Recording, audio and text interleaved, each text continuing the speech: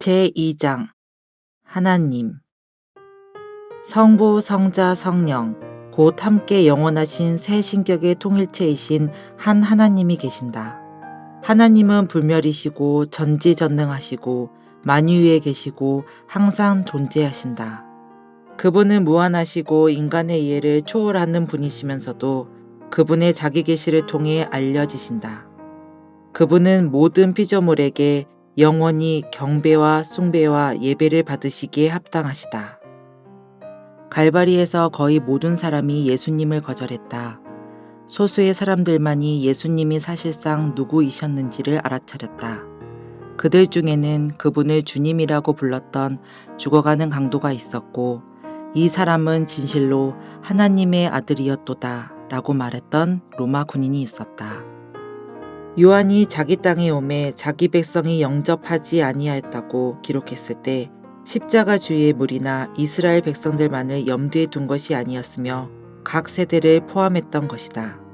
소수의 사람을 제외하고는 모든 인간이 갈바리에서 떠들어댔던 무리들처럼 예수님 안에서 그들의 하나님과 구주를 알아보는 일에 실패했다. 인간 최대의 비극인 이런 실패는 하나님에 관한 인간의 지식이 심각하게 결핍되어 있음을 증거한다. 하나님에 관한 지식. 하나님을 설명하고자 하는 수많은 이론과 그분의 존재에 대한 수많은 찬반 논리를 통해서 우리는 인간의 지혜로는 신성을 꿰뚫어 볼 수 없다는 것을 알 수 있다. 인간의 지혜만을 의지하여 하나님에 관해 알고자 하는 것은 별자리를 연구하기 위하여 확대경을 사용하는 것이나 마찬가지이다. 수많은 사람에게 하나님의 지혜는 감추어졌던 것이다. 그들에게 하나님은 비밀이다. 바울은 이 지혜는 이 세대의 통치자들이 한 사람도 알지 못하였나니 만일 알았더라면 영광의 주를 십자가에 못 박지 아니하였으리라고 기록했다. 성경의 가장 기본적인 계명 중 하나는 내 마음을 다하고 목숨을 다하고 뜻을 다하여 주 너의 하나님을 사랑하라는 것이다. 우리는 전혀 모르는 사람을 사랑할 수 없다. 그리고 우리가 찾는다고 해서 하나님의 깊은 것을 발견할 수 있는 것도 아니다. 그렇다면 우리는 어떻게 창조주를 알 수 있고 사랑할 수 있는가? 하나님을 알 수 있다. 인간의 궁지를 아시는 하나님은 사랑과 동정으로 성경을 통해 우리에게 알리셨다. 기독교는 인간이 하나님을 탐구한 것에 관한 기록이 아니라 당신 자신과 당신의 목적들을 인간에게 나타내신 하나님의 계시의 산물이라는 점을 성경은 밝혀준다.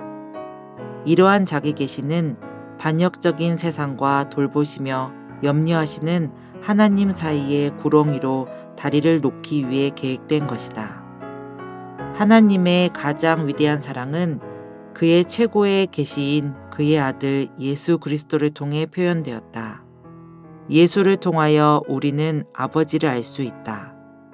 요한의 말처럼 하나님의 아들이 이르러 우리에게 지각을 주사 우리로 참된 자를 알게 하셨다. 또한 예수님은 영생은 곧 유일하신 참 하나님과 그가 보내신 자 예수 그리스도를 아는 것이라고 말씀하셨다. 이것은 좋은 소식이다. 비록 하나님을 완전하게 아는 것이 불가능하긴 하나 성경은 우리가 그분과 더불어 구원의 관계 속으로 들어가기에 충분한 그분에 관한 실제적 지식을 제공해 준다. 하나님에 관한 지식을 얻는 법. 다른 지식과는 달리 하나님에 관한 지식은 두뇌에 관계된 것인 만큼 마음과도 관계된 일이다. 이것은 지성만이 아닌 전 인격을 포함하고 있다. 성령께 마음을 열어 놓아야 하며 하나님의 뜻을 행하려는 자세가 되어 있어야 한다. 예수님은 마음이 청결한 자는 복이 있나니 그들이 하나님을 볼 것이라고 말씀하셨다. 그러므로 불신자는 하나님을 이해할 수 없다. 바울은 이렇게 선언하고 있다. 지혜 있는 자가 어디 있느냐? 선비가 어디 있느냐? 이 세대의 변론가가 어디 있느냐? 하나님께서 이 세상의 지혜를 미련하게 하신 것이 아니냐? 하나님의 지혜에 있어서는 이 세상이 자기 지혜로 하나님을 알지 못함으로 하나님께서 전도에 미련한 것으로 믿는 자들을 구원하시기를 기뻐하셨도다. 성경에서 하나님 알기를 배우는 방법은 지식을 얻는 다른 모든 방법과 다르다. 우리는 하나님 위에 우리 자신을 세워놓을 수 없으며 하나님을 분석하거나 측량할 수 있는 것처럼 취급할 수 없다. 하나님에 대한 지식을 탐구할 때에 우리는 그분의 자기 계시인 성경의 권위에 복종해야만 한다. 성경은 그 자체가 해석자가 되기 때문에 우리는 성경이 제시하는 원칙들과 방법들에 대해 우리 자신을 굴복해야 한다. 이러한 성경의 지침이 없이는 우리가 하나님을 알 수 없다. 예수님 시대의 수많은 사람이 예수님 안에서 하나님의 자기 계시를 파악하는 일에 실패한 이유는 무엇인가? 그들은 성경을 통한 성령의 인도하심에 자신을 굴복하기를 거절했기 때문에 하나님의 기별을 그릇되게 해석하고 그들의 구주를 십자가에 못 박았다. 그들의 문제는 지적인 것이 아니었다. 그들의 지성을 어둡게 만들고 영원한 멸망을 초래한 것은 그들의 다친 마음이었다. 하나님의 존재. 하나님의 존재에 대한 증거를 제공하는 두 가지 주요한 자료가 있다. 그것은 천연계와 성경이다. 천연계의 증거. 모든 사람은 천연계와 인간의 경험을 통하여 하나님에 관해 배울 수 있다. 다윗은 하늘이 하나님의 영광을 선포하고 궁창이 그의 손으로 하신 일을 나타내는 도다라고 기록했다. 요한은 천연계를 포함하여 하나님의 계시가 각 사람을 계몽시킨다고 주장했다. 그리고 바울은 창세로부터 그의 보이지 아니하는 것들, 곧 그의 영원하신 능력과 신성이 그가 만드신 만물에 분명히 보여 알려졌나니라고 선언했다. 마찬가지로 인간의 행동도 하나님의 존재에 대한 증거를 제시한다. 알지 못하는 신에 대한 아테네 사람들의 경배 가운데서 바울은 하나님께 대한 신앙의 증거를 보았다. 그는 이렇게 말했다.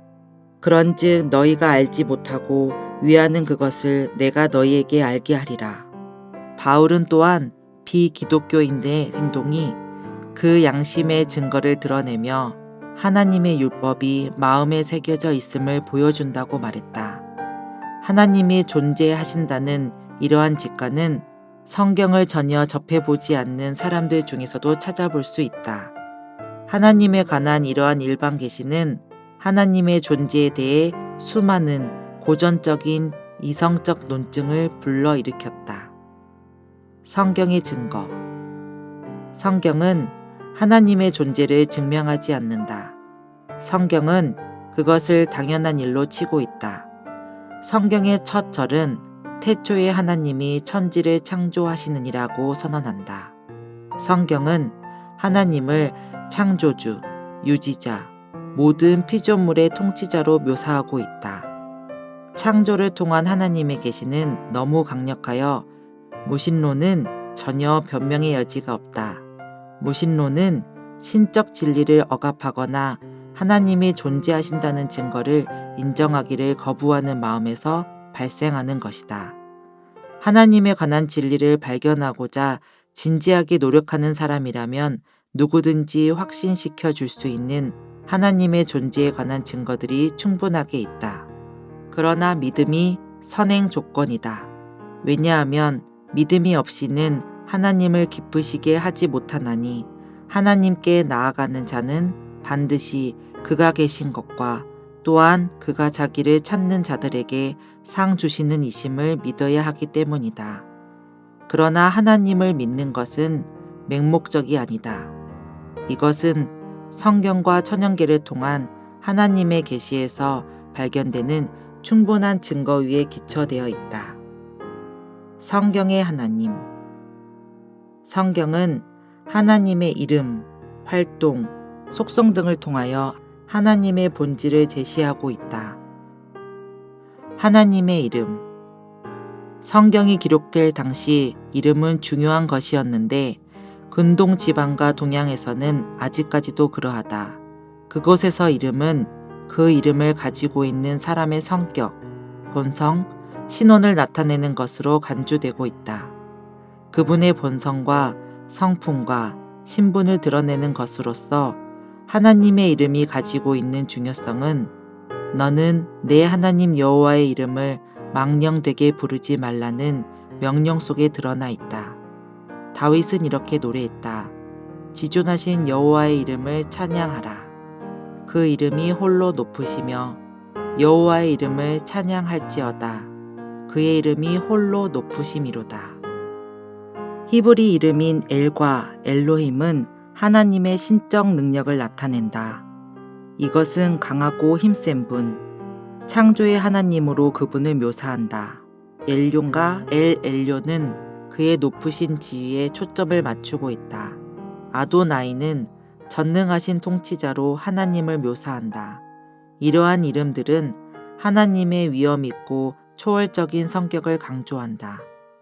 다른 이름들은 백성들과 관계를 맺고자 하시는 하나님의 자발성을 계시한다. 샤다이와 엘 샤다이는 축복과 안위의 근원이신 전능한 하나님을 나타낸다. 여호와로 번역된 야훼라는 호칭은 하나님의 언약적 신실성과 은총을 강조한다.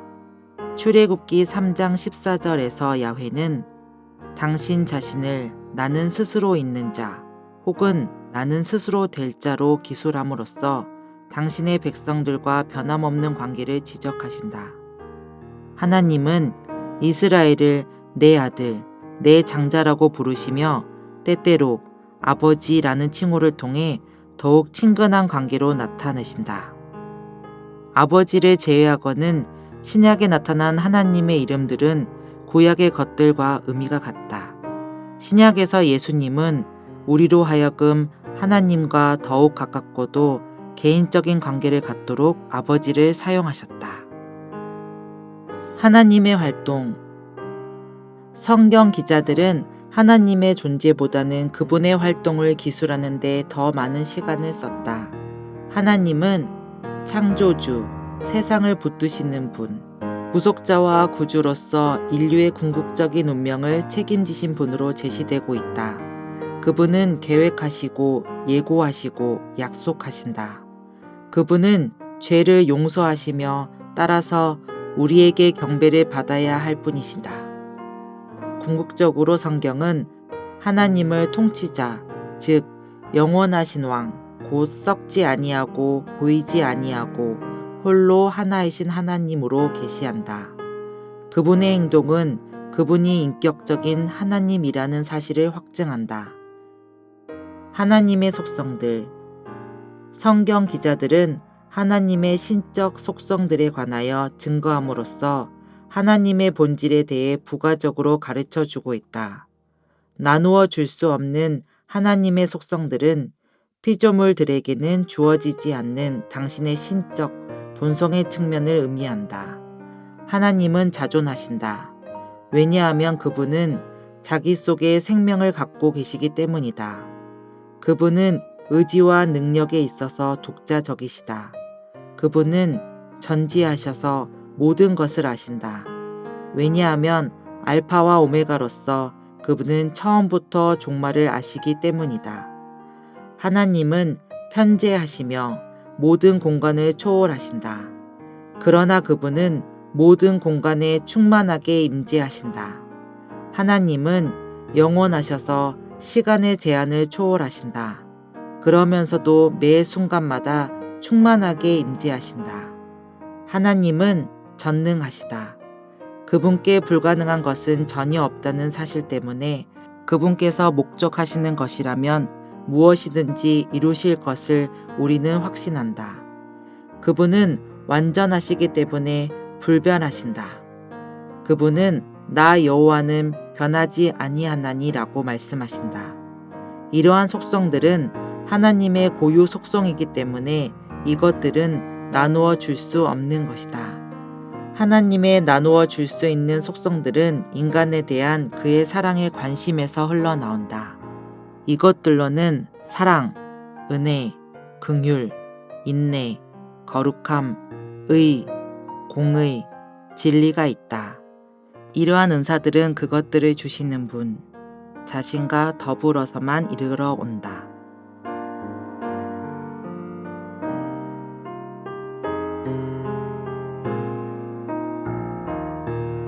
하나님의 주권. 성경은 하나님의 주권을 명백하게 가르친다. 그는 자기 뜻대로 행하시나니 그의 손을 금하든지 할 자가 아무도 없도다. 주께서 만물을 지으신지라 만물이 주의 뜻대로 있었고 또 지으심을 받았나이다. 여호와께서 그가 기뻐하시는 모든 일을 천지와 바다와 모든 깊은 데서 다 행하셨도다. 그러므로 솔로몬은 왕의 마음이 여호와의 손에 있음이 마치 봇물과 같아서 그가 임으로 인도하시느니라고 말할 수 있었다. 바울은 하나님의 주권을 인식하고서 만일 하나님의 뜻이면 너희에게 돌아오리라 고 기록하였으며 한편 야고보는 당신들은 만일 주님께서 허락해 주신다면이라고 말해야 할 것입니다 라고 권면했다. 예정과 인간의 자유. 성경은 하나님께서 세계를 온전히 주관하고 계심을 드러낸다. 하나님은 그 아들의 형상을 본받게 하기 위하여 사람들을 미리 정하셨다. 또한 당신의 자녀로 입양되도록 기업을 얻도록 미리 정하셨다. 이러한 주권은 인간 자유에 대해 무엇을 의미하는가? 동사 예정하다는 미리 결정한다는 뜻이다.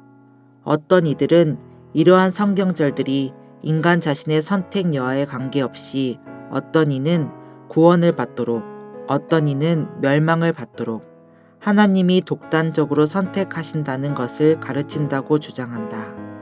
그러나 이 성경절들의 문맥을 연구하게 되면 하나님이 변덕스럽게 어떤 사람을 배제시키는 것에 대해 바울이 말하고 있는 것이 아니라는 점을 알게 된다.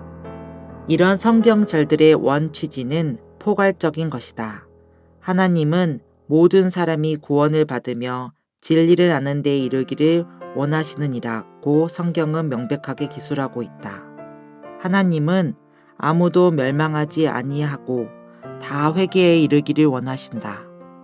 하나님께서 어떤 사람들은 멸망받도록 명하셨다는 증거가 전혀 없다. 그러한 것을 명하셨더라면 갈바리를 부정하는 것인 바 갈바리에서 예수님은 모든 사람을 위하여 죽으셨던 것이다. 하나님이 세상을 이처럼 사랑하사 독생자를 주셨으니 이는 그를 믿는 자마다 멸망하지 않고 영생을 얻게 하려 하심이라는 구절 속에 믿는 자마다 란 말씀은 어떤 사람이라도 구원받을 수 있다는 의미이다. 하나님이 끊임없이 순종과 불순종의 결과들을 제시하시며 죄인들로 하여금 순종과 생명을 선택하도록 강권하신다는 사실에 비추어 볼 때 인간의 자유의지가 개인적 운명을 결정짓는 요소임이 자명하다. 한때 은혜를 맛보았던 신자라 할지라도 타락하여 멸망에 처해진다는 사실로부터도 이것을 알 수 있다. 하나님은 각 개인이 어떻게 선택할지를 미리 보실 수 있으시다. 그러나 그분의 예지가 그 선택이 어떻게 되도록 결정하지 않는다. 성경의 예정은 그리스도를 믿기로 선택하는 모든 사람은 구원을 받도록 되어 있는 아직도 유한 하나님의 효과적인 목적 속에 존재한다. 그렇다면 하나님이 야곱은 사랑하고 에서는 미워했다고 말하는 성경절과 바로의 마음을 강팍하게 하셨다는 말씀은 무슨 뜻인가? 본문 말씀의 문맥은 바울의 관심이 선교였지 구원은 아니었다는 것을 보여준다. 구원은 누구나 받을 수 있다. 그러나 하나님은 특별한 일을 위하여 특정인들을 선택하신다. 구원받을 수 있는 기회는 야곱과 에서에게 똑같이 제공되었다. 그러나 하나님은 구원의 기별을 세상에 전파하는 계보로서 에서가 아닌 야곱을 택하셨다. 하나님은 당신의 선교 전략에 있어서 주권을 행사하신다. 성경이 하나님께서 바로의 마음을 강팍하게 하셨다고 말할 때 그것은 그렇게 되도록 하나님의 정하신 것을 내포하는 것이 아니라 당신께서 허용하신 것을 당신이 행하시는 것으로 돌리는 것에 불과하다. 하나님의 호소에 대한 바로의 부정적 반응은 하나님께서 그의 선택의 자유를 존중해 주셨다는 것을 사실상 증거하는 것이다. 예지와 인간의 자유. 어떤 이들은 인간이 선택을 할 때까지 하나님은 그들이 어떤 선택을 했는지 모른 채 인간과 관계하신다고 믿는다. 또한 하나님은 재림, 천년기, 지구의 회복 등과 같은 특정 미래를 아시지만 누가 구원을 받을 것인지에 대해서는 전혀 알지 못하신다고 믿는다. 그들은 만일 하나님이 영원부터 영원까지 일어나는 모든 일을 아신다면 인류에 대한 하나님의 역동적 관계가 위기에 처하게 될 것이라고 생각한다. 어떤 이들은 시초부터 종말을 안다면 하나님이 따분하실 것이라고 말한다.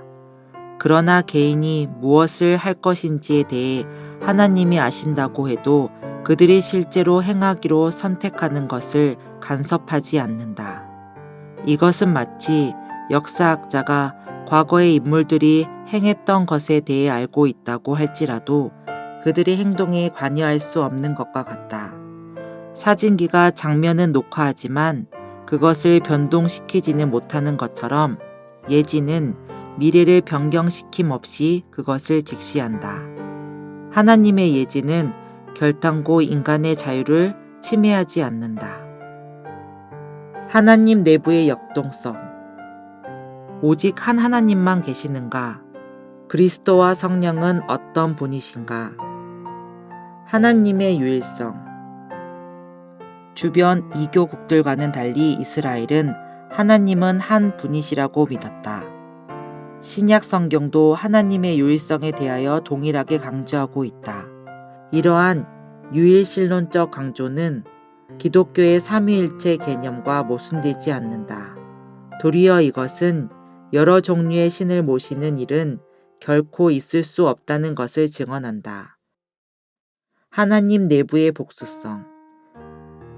비록 구약이 하나님이 삼위일체이심을 명백하게 가르치고 있지는 않으나 구약은 하나님 내부의 복수성을 시사한다. 때때로 하나님은 다음과 같이 복수 대명사를 사용하신다. 우리의 형상을 따라 우리의 모양대로 우리가 사람을 만들고 보라, 이 사람이 선악을 아는 일에 우리 중 하나같이 되었으니 우리가 내려가서 때때로 여호와의 사자가 하나님과 동일시되고 있다. 여호와의 사자가 모세에게 나타나서 나는 내 조상의 하나님이니 아브라함의 하나님, 이삭의 하나님, 야곱의 하나님이니라 고 말하였다. 성경의 여러 곳에서 하나님의 신과 하나님을 구별하고 있다. 창조 이야기에서 하나님의 영은 수면에 운행하시었다. 어떤 구절은 성령은 언급할 뿐 아니라 하나님의 구속 사업에 셋째 위격을 포함시키고 있다. 이제는 주 여호와께서 나와 그의 영을 보내셨느니라. 내가 나의 영을 그에게 주었은즉 그가 이방에 정의를 베풀리라. 하나님 내부의 관계. 그리스도의 초림을 통해 우리는 삼위일체 하나님에 대하여 많은 것을 분명히 알게 되었다. 요한의 복음서는 하나님은 독특하고 신비스러운 관계를 지닌 삼위의 영원한 신격의 연합체이신 아버지 하나님과 아들 하나님과 성령 하나님으로 구성되어 있음을 밝혀준다. 사랑의 관계. 예수께서 나의 하나님, 나의 하나님, 어찌하여 나를 버리셨나이까? 라고 외쳤을 때 주님은 죄가 야기한 아버지로부터의 분리 때문에 고통을 당하고 계셨다. 죄는 인간과 하나님 사이의 원래적 관계를 파괴하였다. 죄를 전혀 알지도 못하시는 예수님이 당신의 마지막 시간에 우리를 위하여 죄가 되셨다. 우리의 죄를 취하시고 우리의 위치를 대신하신 주님께서는 우리의 운명이었던 하나님과의 분리를 체험하셨으며 마침내 죽으셨다. 죄인들은 삼위일체 하나님께 예수님의 사망이 무엇을 의미했는지 결코 이해하지 못할 것이다. 영원 전부터 그분은 당신의 아버지와 성령으로 더불어 함께 계셨다. 이분들은 상호간에 전적으로 자기를 내어주는 사랑 속에서 동일하게 영원성을 지니신 채 공존하셨다. 그토록 오랫동안 함께 있었다는 것은 삼위일체 하나님 내부에 존재했던 완전하고도 절대적인 사랑을 보여준다. 하나님은 사랑이심이라 는 말씀은 삼위의 각 분께서 전적으로 다른 분을 위해 사셨기 때문에 모두 다 완전한 만족과 행복을 체험하셨다는 것을 의미한다. 사랑은 고린도전서 13장에 정의되어 있다. 어떤 이들은 오래 참음이나 인내와 같은 자질들이 완전한 사랑의 관계를 지닌 분이신 삼위 하나님 내부에 어떻게 적용될 것인지에 대해 의아하게 생각한다. 인내는 반란을 일으킨 천사들을 다룰 때 처음으로 필요했으며 후에는 곁길로 나간 인간들을 취급하실 때 필요하였다. 삼위일체 하나님의 위격 사이에는 전혀 간격이 없다. 삼위 모두가 신성이시다. 그러면서도 그들은 그들의 신적 능력과 자질들을 공유하신다. 인간의 조직체에서 최종적 권위는 한 사람, 즉 대통령, 왕 혹은 수상에게 있다. 하나님의 내부에서 최종적 권위는 삼위 모두에게 있다. 하나님은 개체에 있어서는 하나가 아니시지만 목적, 정신, 품성에 있어서는 하나이시다. 이 같은 단일성이 성부, 성자, 성령의 구별된 개성을 말살하지는 않는다. 또한 신성 안에 존재하는 개체의 독립성이 성부, 성자, 성령은 한 하나님이시라는 성경의 유일신론적 주장을 파괴하지도 않는다. 활동상의 관계. 하나님 내부에는 기능상의 경제성이 존재한다. 하나님은 불필요하게 중복해서 일하지 않으신다. 질서는 하늘의 첫 번째 법칙이므로 하나님은 질서 있게 활동하신다. 이러한 질서는 신성 내부의 연합에서 나오며 신성 내의 연합을 보존한다. 성부는 근원으로, 성자는 중보자로, 성령은 실행자 혹은 적용자로 행동하시는 것처럼 보인다. 성육신은 신성의 삼위께서 가지고 계신 활동상의 관계를 훌륭하게 보여주셨다. 아버지는 당신의 아들을 주셨으며 그리스도는 당신 자신을 주셨고 성령은 예수님이 태어나도록 하셨다. 천사가 마리아에게 한 증언은 하나님께서 인간이 되신 신비적 사건 속에서 세 분 모두의 활동을 명백하게 보여준다. 성령이 내게 임하시고 지극히 높으신 이의 능력이 너를 덮으시리니 이러므로 나실 바 거룩한 이는 하나님의 아들이라 일컬어지리라. 신성의 각 위께서는 그리스도의 침례 시에 임재하셨다. 아버지는 격려하셨고 그리스도는 우리의 모본으로서 침례를 받으셨고 성령은 예수께 능력을 주시기 위하여 당신 자신을 주셨다. 예수님은 지상 생애 말기에 조언자와 조력자로서 성령을 보내겠다고 약속하셨다. 여러 시간 후에 십자가에 달리신 예수님은 당신의 아버지를 향해 외치셨다. 나의 하나님, 나의 하나님, 어찌하여 나를 버리셨나이까? 구속의 역사가 절정에 달하였던 때에 성부, 성자, 성령은 모두 등장하셨다. 오늘날 아버지와 아들은 성령을 통하여 우리에게 접근하신다. 예수님은 내가 아버지께로부터 너희에게 보낼 보혜사, 곧 아버지께로부터 나오시는 진리의 성령이 오실 때에 그가 나를 증언하실 것이요 라고 말씀하셨다. 아버지와 아들은 각 사람에게 그리스도를 계시하기 위하여 성령을 보내신다.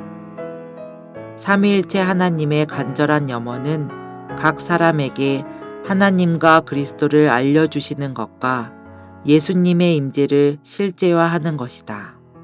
신자들은 구원을 위하여 선택을 받았다. 베드로는 신자들은 하나님 아버지의 미리 아심을 따라 성령이 거룩하게 하심으로 순종함과 예수 그리스도의 피 뿌림을 얻기 위하여 택하심을 받은 자라고 말한다. 사도의 축도 중에는 삼위 하나님 모든 분이 포함되어 있다. 주 예수 그리스도의 은혜와 하나님의 사랑과 성령의 교통하심이 너희 무리와 함께 있을지어다. 그리스도가 맨 첫머리에 나와 있다. 인간과 하나님 사이의 접촉은 과거에도 현재도 인간이 되신 하나님인 예수 그리스도를 통해서만 가능하다. 비록 성삼위일체 모든 분께서 구원하시기 위해 함께 일하셨지만 오직 예수님만 인간으로 사셨고 인간으로 죽으셨으며 우리의 구주가 되셨다. 그러나 하나님께서 그리스도 안에 계시사 세상을 자기와 화목하게 하시었으므로 하나님도 마찬가지로 우리의 구주라 부를 수 있다. 왜냐하면 그분은 구주이신 그리스도를 통하여 우리를 구원하셨기 때문이다. 기능상의 경제성에 입각하여 삼위 하나님 각 분께서는 인간을 구원하는 일에 각기 다른 과업을 수행하신다. 성령은 예수 그리스도께서 십자가에서 성취하신 희생의 충분함 위에 그 어느 것도 추가하지 않으신다. 성령을 통하여 그리스도가 우리 안에 내재하게 되므로 십자가에서의 객관적인 대속 사업이 주관적으로 적용된다. 그러므로 바울은 너희 안에 계신 그리스도 곧 영광의 소망에 대하여 말하였다. 구원의 초점. 초기 교회는 아버지와 아들과 성령의 이름으로 사람들에게 침례를 베풀었다. 그러나 하나님의 사랑과 목적이 나타난 것은 예수님을 통해서였기 때문에 성경은 그분께 초점을 맞추고 있다.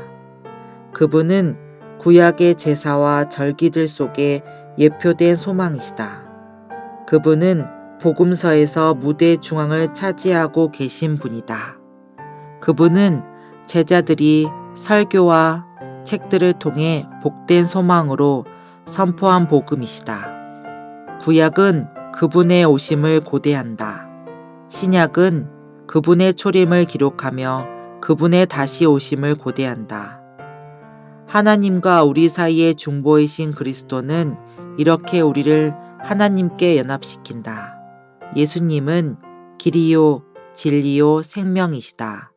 복음은 어떤 행사에 초점을 맞춘 것이 아니라 한 인물에 초점을 맞추고 있다. 복음은 단지 규범들의 준수가 아니라 관계성을 중시한다. 왜냐하면 기독교는 곧 그리스도이기 때문이다. 우리는 그분 안에서 모든 진리와 생명을 위한 핵심과 내용과 배경을 발견한다. 십자가를 바라볼 때 우리는 하나님의 마음을 보게 된다. 그 고통의 도구 위에서 그리스도는 우리를 위하여 당신의 사랑을 쏟으셨다. 그리스도를 통하여 하나님의 사랑이 고난과 공허로 가득 찬 우리의 심령에 채워진다. 예수님은 하나님의 선물과 우리의 대속물로서 그곳에 매달리셨다. 갈바리에서 하나님은 우리를 만나시고자 땅의 가장 낮은 곳까지 내려오셨다. 그러나 이곳이야말로 우리가 올라갈 수 있는 가장 높은 곳이다. 우리가 갈바리로 갈 때 우리는 하나님을 향하여 올라갈 수 있는 최고의 지점까지 올라간 것이다. 십자가에서 삼위일체께서는 이타심을 완전히 드러내 보이셨다. 그곳에서 우리는 하나님을 가장 완전하게 보았다. 그리스도는 인류를 위해 죽고자 인간이 되셨다. 그분은 자아의 존재보다도 자아의 부정을 더욱 가치 있게 여기셨다. 그곳에서 그리스도는 의로움과 거룩함과 구원함이 되셨다. 우리가 가지고 있거나 가지게 될 가치와 의미가 그 어떤 것이든지 그 모든 것은 십자가에서 이루어진 그분의 희생에서 기인할 것이다. 유일하신 참 하나님은 십자가의 하나님이시다. 그리스도는 하나님의 무한하신 사랑과 구원하시는 능력을 우주에 드러내셨다. 그분은 반역한 지구에 대한 무조건적 사랑 때문에 분리의 고뇌를 자원하여 통과하신 삼위일체의 하나님을 계시하셨다. 이 십자가에서 하나님은 우리를 향해 사랑의 초청을 선포하신다. 화해하라. 그리하면 모든 지각에 뛰어난 하나님의 평강이 그리스도 예수 안에서 너희 마음과 생각을 지키시리라.